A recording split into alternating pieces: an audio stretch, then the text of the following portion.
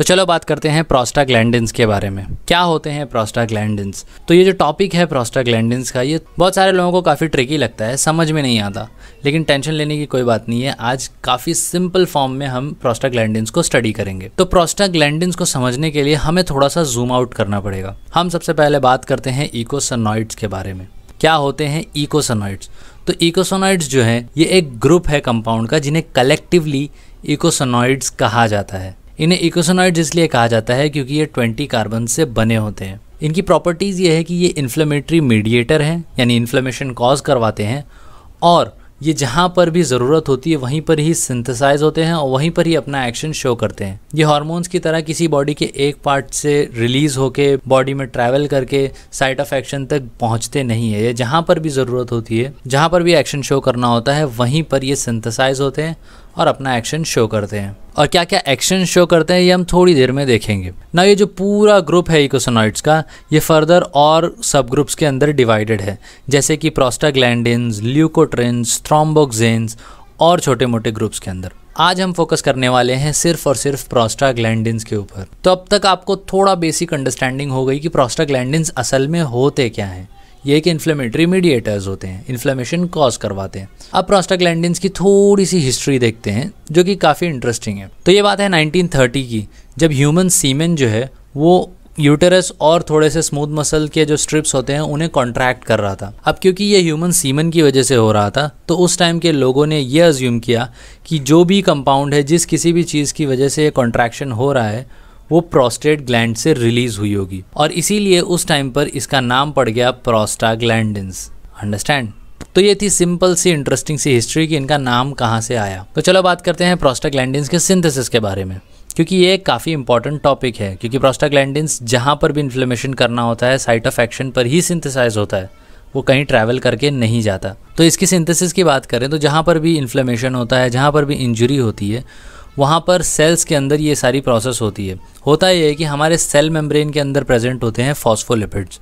Phospholipase ए करके एक enzyme होता है जो हमारे फॉस्फोलिपिड्स को एराकिडोनिक एसिड के अंदर कन्वर्ट करता है। अब ये एराकिडोनिक एसिड के पास दो पाथवे होते हैं, साइक्लोऑक्सीजिनेज पाथवे और लिपोक्सिजिनेज पाथवे।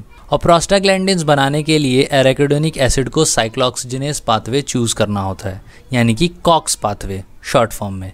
इस पाथवे से डिफरेंट प्रोस्टाग्लैंडिन्स भी बनते हैं और थ्रोम्बोक्सिन्स भी बनते हैं। अंडरस्टैंड? तो ये सिंपल सी प्रोसेस थी। और लिपोक्सिजिनेज पाथवे से बनते हैं ल्यूकोट्रिन्स, जो कि हम ल्यूकोट्रिन्स वाली वीडियो में स्टडी करेंगे। अब सिंथेसिस होने के बाद कौन से प्रोस्टाग्लैंडिन्स बनते हैं, यानी कि इन शॉर्ट कितने टाइप के प्रोस्टाग्लैंडिन्स होते हैं। और प्रोस्टाग्लैंडिन्स मेजरली 4 टाइप के होते हैं जो सबसे ज़्यादा स्टडी किए जाते हैं।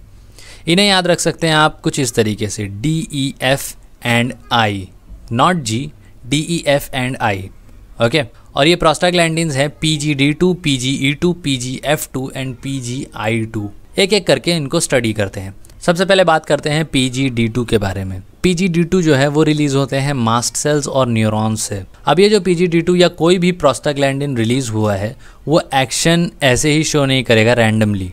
उसको एक्शन शो करने के लिए रिसेप्टार्स की ज़रूरत होती है। और PGD2 जो रिसेप्टार्स पर एक्ट करते हैं वो 2 टाइप के रिसेप्टार्स हैं, DP1 एंड DP2। जो भी रिसेप्टार्स हम आगे बात करेंगे, जो भी रिसेप्टार्स हैं, ये आप थोड़ा सा पैटर्न मिलाएंगे तो आपको समझ में आ जाएगा कि उसकी नेमिंग कैसे दी हुई है, ओके। अब ये रिसेप्टार्स पर बाइंड करने के बाद करते क्या हैं, यानी इनके फंक्शंस क्या हैं? तो ऑब्वियसली ये एलर्जिक रिएक्शन शो करते हैं, ये स्लीप इंड्यूस करते हैं। PGD2 का ये एक इंपॉर्टेंट पॉइंट है कि ये स्लीप इंड्यूस करते हैं। उसके अलावा ये बेजोफिल्स और इओसिनोफिल्स को अट्रैक्ट करते हैं साइट ऑफ इन्फ्लेमेशन पर, यानी कि ये कीमो अट्रैक्टेंट का भी काम करते हैं, ओके। तो ये सिंपल सा काम था PGD2 का। अब बात करते हैं PGE2 के बारे में, जो कि one of the most important prostaglandins है। ये प्रोस्टाग्लैंडिन्स नियरली बॉडी के हर पार्ट में मिलते हैं। इनकी सिंथेसिस भी ऑब्वियसली सेम है, कॉक्स पाथवे से ये सिंथेसाइज होते हैं, एराकिडोनिक एसिड एंड आगे। सिंथेसिस होने के बाद इनका रिस्पॉन्स मिलने के लिए जो रिसेप्टार्स लगते हैं वो 4 टाइप के हैं, EP1, EP2, EP3 and EP4। In receptors पे बाइंड करने के बाद जो फंक्शंस ये शो करते हैं वो सबसे पहला, सबसे ऑब्वियस इन्फ्लेमेशन, ये इन्फ्लेमेशन शो करेंगे। ये वेजोडाइलेशन प्रमोट करते हैं जिसकी वजह से ब्लड का फ्लो इंक्रीज होता है और वेस्कुलर परमिएबिलिटी भी बढ़ती है जिसकी वजह से एडिमा भी होता है। इसके अलावा नर्व एंडिंग्स को ये सेंसिटिव बनाते हैं जिसकी वजह से पेन फील होता है, ये काम भी यही करते हैं। उसके अलावा फीवर भी इन्हीं की वजह से होता है, क्योंकि ये सेंट्रल रोल जो है फीवर का, यानी थर्मो रेगुलेटरी सेंटर्स हाइपोथैलेमस के अंदर, उन्हें ये कंट्रोल करते हैं। तो फीवर भी होता है PGE2 की वजह से। उसके अलावा एक इम्पॉर्टेंट पॉइंट जो है इनका वो ये है कि ये लेबर और डिलीवरी में यूज़ होते हैं। अब ये कैसे यूज़ होते हैं? तो इनको देने की वजह से यूट्राइन कॉन्ट्रैक्शन बढ़ता है लेबर के अंदर, अंडरस्टैंड? तो डिलीवरी में इसे यूज़ किया जाता है। अब ऐसा ही सिमिलर मैकेनिज्म देखेंगे आप तो मेंस्ट्रुएशन में भी ये यूज़ होता है। It causes ल्यूटोलाइसिस। ल्यूटोलाइसिस का मतलब ये है कि ये कॉर्पस ल्यूटियम का ब्रेक डाउन कराता है ओवरी के अंदर, जिसकी वजह से प्रोजेस्टेरॉन डिक्रीज होता है और मेंस्ट्रुएशन होता है, अंडरस्टैंड? अब यही सेम मैकेनिज्म अगर आप अप्लाई करेंगे तो आपको समझ में आएगा कि ये एबॉर्शन में भी यूज़ हो सकता है। एग्जैक्टली, एबॉर्शन में भी PGE2 यूज़ होता है, काफ़ी कॉमनली यूज़ होता है। उसके अलावा क्योंकि वेजोडाइलेशन करते हैं तो ब्लड प्रेशर में भी चेंजेस करते हैं। इम्यून रिस्पॉन्स में इनका थोड़ा सा अलग इफेक्ट होता है, ये इम्यून सप्रेस भी करते हैं और इम्यून मॉड्यूलेट भी करते हैं, प्रमोट भी करते हैं, दोनों तरीके से ये एक्ट कर सकते हैं।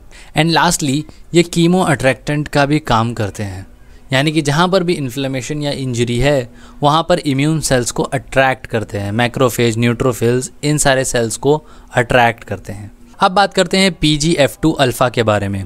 इनकी सिंथेसिस की बात करें तो सेम COX-2 पाथवे से ये सिंथेसाइज होते हैं। इसका जो रिसेप्टार है वो है FP रिसेप्टार, जो कि यूटेरस, आई, वेस्कुलर स्मूथ मसल यानी हमारे ब्लड वेसल, लंग्स और किडनी के अंदर प्रेजेंट होते हैं ये। अब ये यहाँ पर जाके करते क्या हैं? तो सबसे पहले तो ये रिप्रोडक्टिव सिस्टम के ऊपर भी काम करते हैं। लेबर और ल्यूटोलाइसिस जो हमने PGE2 का देखा वो काम ये भी करते हैं, लेकिन ज़्यादा अच्छे से PGE2 करता है। उसके अलावा ये ब्रोंको कंस्ट्रिक्शन करते हैं। ऑक्यूलर इफेक्ट भी होता है इनका, यानी आइज़ के अंदर ये इंट्राऑक्यूलर प्रेशर डिक्रीज़ करते हैं, जो कि ग्लॉकोमा के ट्रीटमेंट में थोड़ा हेल्पफुल होता है। वेजो कंस्ट्रिक्शन करते हैं ये। उसके अलावा इन्फ्लेमेशन तो ऑब्वियसली करते ही हैं, लेकिन PGE2 के कंपैरिजन में कम पेन होता है, कम इन्फ्लेमेशन होता है इनसे। नाउ नेक्स्ट इज़ PGI2, जिन्हें प्रोस्टासाइक्लिन्स भी कहा जाता है, और ये जनरली सबसे ज़्यादा प्रोड्यूस होते हैं हमारे ब्लड वेसल्स की एंडोथीलियल लाइनिंग के अंदर। अब इनका काम थोड़ा सा डिफरेंट है। ये बाइंड करते हैं IP रिसेप्टार से और ये प्लेटलेट के एग्रीगेशन को कम करवाते हैं और वेजोडाइलेशन प्रमोट करवाते हैं। तो इनकी वजह से होता ये है कि थ्रोम्बोसिस नहीं हो पाती, और इसके अलावा ये एंटी इन्फ्लेमेटरी एक्शन भी शो करते हैं।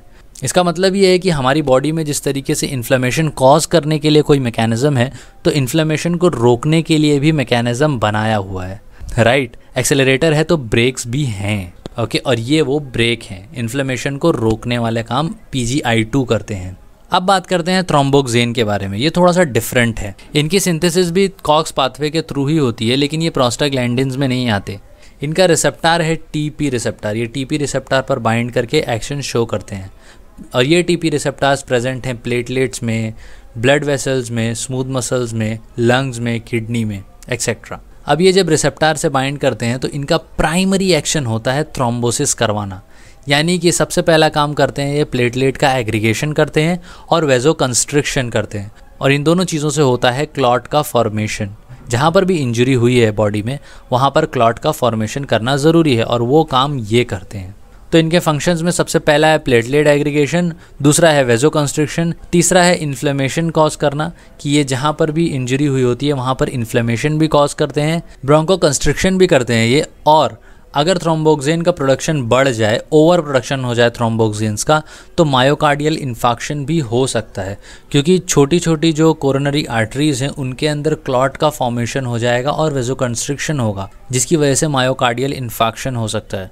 और अगर यही चीज़ आर्टरीज वगैरह के अंदर हो तो हाइपरटेंशन भी हो सकता है, ब्लड प्रेशर बढ़ जाएगा, अंडरस्टैंड?